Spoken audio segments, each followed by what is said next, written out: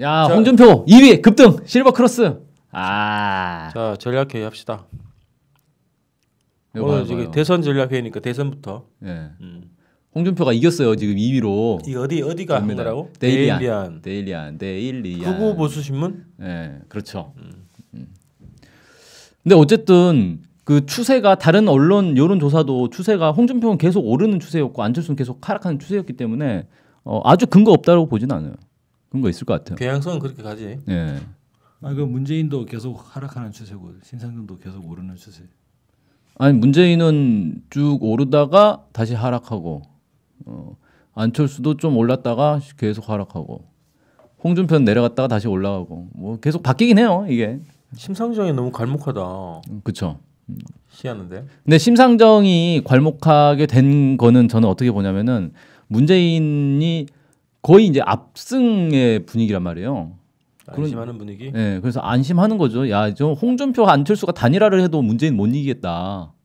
그러니까 심상정 찍어도 되겠네 이제. 굳이 문재인 안 찍어도 되겠다. 좀 진보적인 생각을 가진 사람들은 그래도 진보 후보 찍어주자 이제는. 어차피 문재인 될 거고. 그래서 이제 심상정 지지율이 팍 오른 것 같아요. 이게 일단 물고기는 잡아놨고. 그렇죠. 다른 물고기도 키워보자 이런 심리가 작용한다. 그렇죠. 근데 지금 보세요. 이 여론조사가 얼마나 정확할지는 잘 모르겠는데 뭐 RN서치 여론조사 결과라고 하는데 문재인 41.8%예요. 홍준표가 21.2%, 안철수가 19.4%인데 더해보세요. 40.6%. 비등비등하네. 네, 40.6%, 41.8% 이거 오차 범위 합치면 3.9%니까 유승민은 그러면 이제 이기는 거죠. 그러니까 내가 볼 때는 이 유승민이 지금 사퇴 안 한다 그랬잖아. 오늘 바른당 13명인가 탈당 선언하고 홍준표 지지 선언했고. 네, 그랬죠. 이거죠, 이거. 13명이 누구야 방귀 끼는 게. 와, 전기톱 소리가 그죠? 네. 14명인데 한 명이 이탈했네 또. 야, 그새 또 한 명 빠졌나. 그러니까 이게 뭐냐? 이게 쏠림 현상이 생긴 거지 이제. 네. 홍준표로. 정운천 의원이 사흘 뒤에 탈당하겠다고 그래서 13명 됐네요. 왜 또 따로 탈당해? 저렇게 하면 이제 한 번이라도 이름 더 나오거든. 그래서. 근데 그러면 유승민은 독자 완주를 하겠다 했으니까 근데 이런 판이면은 독자 완주를 해도 별 의미가 없고. 그렇죠. 거의 뭐 쏠림 현상이 이제 홍준표로 간다. 이렇게 되겠지. 그러면 이제 안철수와 홍준표 중 누구냐? 이러다간 진짜 홍준표로 단일화되는 부분인 게 아니에요, 이거? 안철수가 사퇴한다고? 안철수가 근데 단일화 안 하면 지금 얘네도 못 이기잖아. 그렇죠. 그럼 사퇴해야 된다는데? 근데 안철수가 사퇴하면 누누이 얘기하지만 그 표가 홍준표로 안 간다는 거죠. 반 이상은 안 갈 것 같은데. 나눠지거나 뭐. 그러니까 안철수를 지지하는 사람들은 문재인이 싫어서 안철수 지지하는데 홍준표도 싫거든요. 심으로 가는 거 아니야? 그럼 심으로 갈 가능성도 높아요. 그럼 심 후보가 10% 이상 득표할 가능성도 있다. 그렇게 되면 그럼 만약에 이런 거 있잖아. 홍준표가 계속 가고 유승민은 계속 가. 하지만 사실상 의미 없고. 안철수가 사퇴를 해. 뭐라고 하면서 사퇴를 해요? 뭐라고 하면서? 뭐 저한테 정치는 안 맞는 것 같습니다. 와, 대선 후보까지 나가고 이제 와서 정치가 안 맞는. 정치가 너무 지저분하고 내가 도저히 이 순수한 내가 견딜 수가 없다. 그렇게 되면 심상정, 홍준표, 문재인 이렇게 되잖아. 그렇죠. 그러면 거의 정권 교체는 되고 또 진보 정당이 뭐 큰 성과 얻는 그런 구조인가? 그러면 매우 나이스한 상황이 되어버리는 거 아니에요? 홍준표. 근데 홍준표가 살아남는다는 건 의미가 있죠. 자유한국당. 그러니까 이 새누리당 세력들이 살아남는다는 의미가 있죠. 그렇게 되면. 야, 근데 제2야당 되니까. 어제 그 CIA 얘기했는데 펜포이? 폼페이? 폼페이 맞아? 폼페이. CIA 국장. 폼페이 맞아요. 최후의 날. 마이크 폼페이 맞아? 네. 왜 걔가 갔나 그지? 모르죠. 극비리에 지금 들어왔는데 나갈 때도 극비리에 나가겠죠. 오고 나서 지금 이게 요동친단 말이야 또. 네, 바른당이 탈당하고 뭐 홍준표 지지선언하고 그래서 미국의 구도는 내가 볼 때는 정권 교체는 이게 뭐 어쩔 수 없는 것 같은데 근거지를 확고하게 만들어 놓자 아. 이런 거. 그래서 자유한국당을 다시 보수의 또 근거지로 튼튼히 지키는 전략을 지시한 거 아닐까? 아, 그러니까 원래는 이제 이 국민의당이라는 어떤 새로운 이 친미 정당 근거지를 만들려고 했는데 안 됐다, 실패다. 그러니까 안 될 것 같으니까 그냥 구간임 용관 자유한국당으로 하고 유승민은 미국 입장에서 보더라도 뭐 사드는 열심히 주장을 하지만 얘가 좀 이상하다. 그래서 이상하다기보다는 영향력이 없으니 쓸모가 없죠. 뭐 이건. 하여튼 뭐 검증이 됐으니까 얘는 좀 버리고 자유한국당으로 이제 몰자 이런 분위기 아닐까? 근데 예를 들면 이런 작전일 수 있죠. 어쨌든 문재인 당선은 막긴 너무 어렵다 지금 현실적으로. 그래서 얘기한 것처럼 자유한국당을 그냥 살려주는 방향으로. 근데 그렇다고 국민의당이 없어지진 않을 거거든요.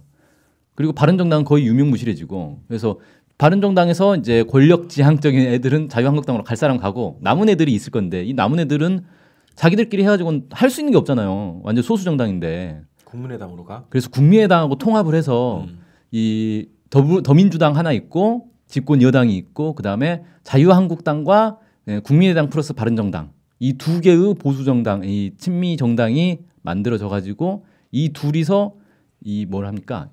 연정이 연 아니라 협치를 펼치면 이길 거 아니에요. 더민주당은 이길 수 있는 거 아니에요. 아, 그 국회에서 네. 그렇게 해서 발목을 잡으면 된다. 정부 발목을 잡으면 된다. 그렇게 가지 않을까? 대권은 일단 뭐 포기하고 포기는 아니라도 하여튼 뭐 네. 결과를 겸허히 기다리고 근데 정권 교체 이후에 판을 지금 그리고 있다는 거네. 그렇죠. 그래서 사드를 기습 배치한 것도 왠지 그때부터 이미 포기한 거 아니냐. 예. 국회 비준 진짜 얘기 나오면 그거 통과시키려고 그 확보하는 게 우선일까? 그렇죠. 그래서 문재인이 당선되는 건 막기 어려우니까 당선되기 전에 빨리 사드 배치해버리자. 옴짝달싹 못하게 국회를 장악하자. 예. 내가 볼 때는 저기 안철수는 국회의원 사퇴했잖아. 예. 근데 접수가 됐나 모르겠네. 뭐가 접수가 돼요? 국회의장이 받아주고 뭐 해야 되거든. 아니 근데 사표 낸다고 되는 게 아니고 그렇게 뭐 보는 거요? 문재인이 사실상 문재인 당선을 용인하고 있다. 용인한 건 아니죠. 아니라 뭐 방법이 없는 거예요. 방법이. 그러니까 방법이 문재인 죽으면 되잖아. 예. 그러니까 그거는 그 수는 남겨놓는 거고 실패할 수도 있는 거잖아요. 그런 상황을 예. 어제 방송 안 들어서. 그러니까 그건 그거대로 가는데 그것만 믿고 아무것도 안 할 수는 없는 거잖아요. 그러니까 이제 그 B 플랜, C 플랜이 있어야지. 집토끼는 철저하게 확고하게 좀 이게 아니 원래 자리 잡아놓자 이런 거 아니야? 이번 대선이 일종의 대결전이잖아요. 그렇죠. 기득권 세력과 촛불 민심 간에. 그러면 이번 대결전에서 이제 후퇴한다. 기득권 세력이. 아니 B 플랜, C 플랜은 있어야 된다니까요. A 플랜을 얘기해야지 일단 그러면. A 플랜 어제 다 얘기했고. 아 그래요? 네, 어제 방송을 들어보십시오. 네. 어제 회의를 들어봐야지. 방송 아니야. 그래서 일단은 지금 수구 적폐 온상지를 일단 튼튼히 벽을 좀 다시 세우고 이런 거를 일단 그 방향을 잡은 것 같아. 대선에서 지더라도 무너지지 않을 국회를 대비를 해야 된다. 국회의 수장으로 역할을 하기 위한 그런 구도는 일단 지금 짜놓고 있다. 그래서 우리가 이거를 넘어서는 전략을 매번 얘기한 거 아니야 우리가? 다시 한번 봐도 내가 볼 때는 촛불 공동정부가 그렇죠. 과학적인 답이네. 지금 또 안 하면 이게 정권교체 이후에 국회에서 발목 잡힌다고. 골치 아파진다니까 이거. 그래요. 그럼 어떻게 해야 되냐고 다시 촛불 공동정부. 기본은 이 국민의당이 정신을 차려야죠. 국민의당 어떻게 차리냐 지금. 정신 차리라고 해야죠. 자유한국당하고 붙을래 아니면 촛불에 붙을래. 이걸 이제 얘기를 해줘야죠. 그건 자기들이 살 길 찾아야 되는 거고. 아무튼 유승민 좀 짠하다 그지? 야 근데 이게 어쨌든 이게 그런 작전을 짜고 있는 것 같긴 한데 희한하네. 이 미국 북미 관계는 문제는 이게 좀 확 전환될 수 있는. 이 기사 봤어요 이거 완전 골 때리지 않아요? 트럼프 갑자기 막 입장이 이상하게 입장이.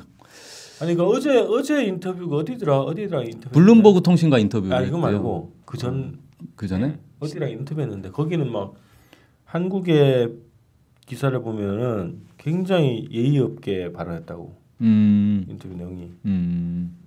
예의 없게 그러니까 트럼프가 트럼프 원래 싸가지 없기로 유명하잖아요. 근데 이번에 너무 예의 있잖아 오늘 어제 거는. 그래서 블룸버그 통신과 인터뷰를 하는데 적절한 상황이 마련되어 북한 김정은 국무위원장을 만난다면 영광이다. 와 영광이래요.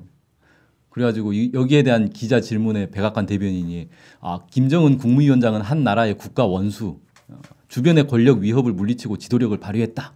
이렇게 축혀 세우고 미국 대통령은 나라와 국민의 안전을 우선 생각해야 한다. 여기서 이제 나라와 국민의 안전이라는 건 북한이 이제 미 본토를 공격할 수 있는 거 아니냐. 그 대륙간 ICBM 쏠 수 있다는 정보를 받았나 보다. 그러니까 지금 미국의 모든 초점은 뭐냐면 북한이 ICBM을 못 쏘게 하는데 모든 게 지금 집중돼 있는 거예요.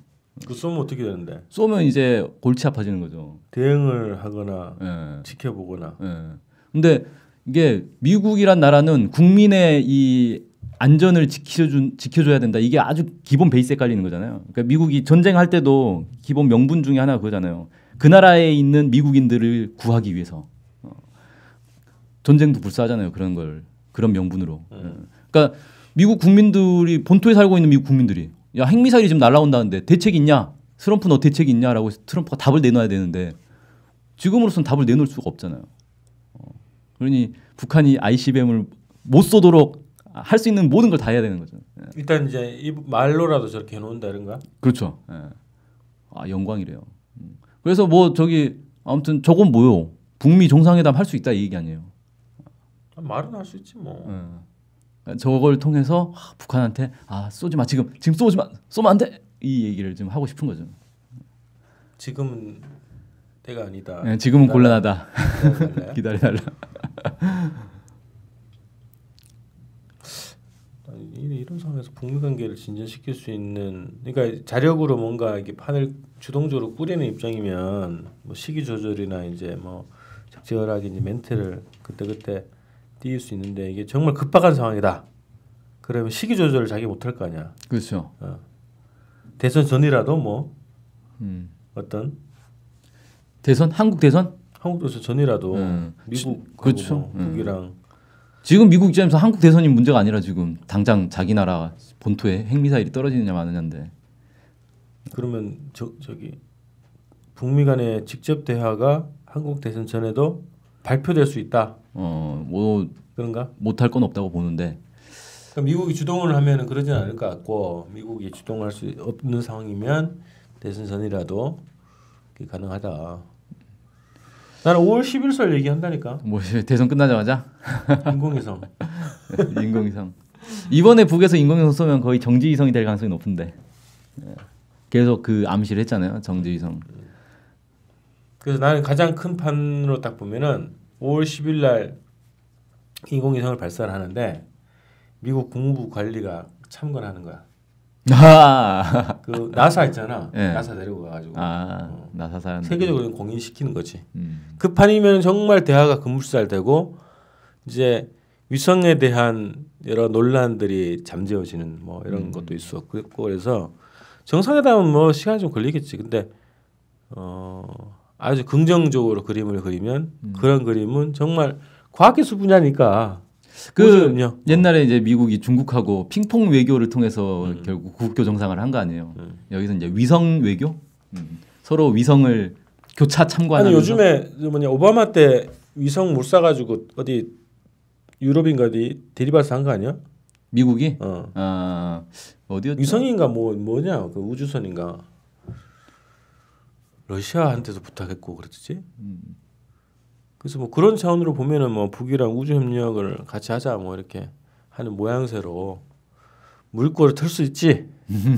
나 5월 10일설. 네.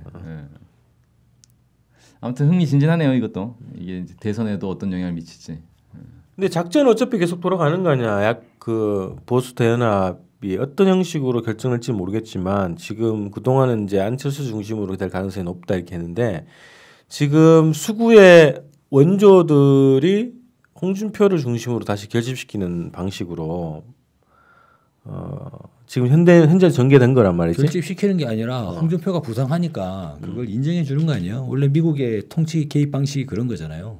그러니까 뭐 네가 돼야 된다 해가지고 이것을 앞서 이끌어 주는 게 아니라 이기는 놈이 장땡이 되는 거고. 근데 지금 보면은 안철수한테 좋은 여건을 만들어 줬는데 지가 이제 못 받아 먹으니까. 근데 홍준표는 척박한 환경에서도 살아남았어. 나름대로 뭘 해 나가니까. 그러면 준표 니도 뭐 한번 이런 정도 되는 거지.